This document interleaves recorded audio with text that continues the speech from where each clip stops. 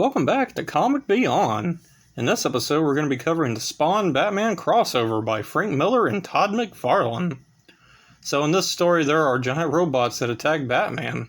That leads him on the case to find out who's behind it. Then, of course, it leads him to Spawn.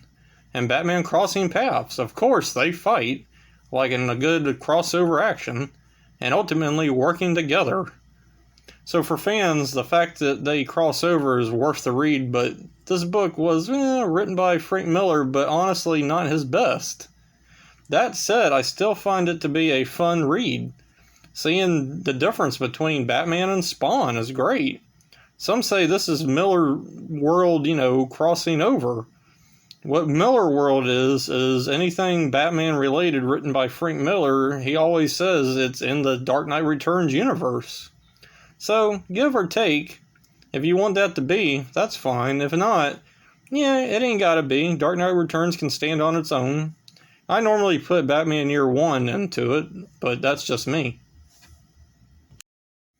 Besides the fight with Spawn and Batman, the one thing everybody who has read this remembers is that Spawn gets a batarang to the face just as the book ends.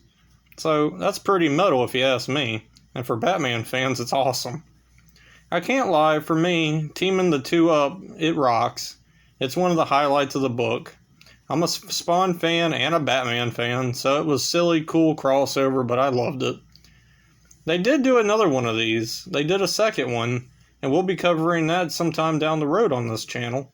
They were talks of the third with artist Greg Capullo teaming up with Todd McFarlane. And I don't believe it ever seen the light of day. I think they did do a poster to try to promote it, but it never got made, unfortunately. Shout out to Oakley, my friend. I figured you'd like this episode, since you've been getting into Spawn. So here's a cool little crossover with Spawn. So, that being said, this episode comes to an end. I did want to mention, though, in this episode, if you think my episode seems short, what I'm trying to do is tell you a little bit about the story to pique your interest. But I don't want to spoil too much in case you do pick up the book.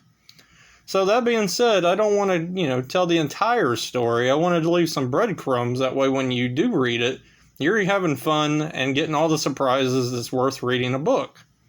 So that being said, that's why my episodes tend to be 2 to 3 minutes long. But I hope you liked this episode, and if you did, please like and subscribe. And until next time, I'll talk to you later.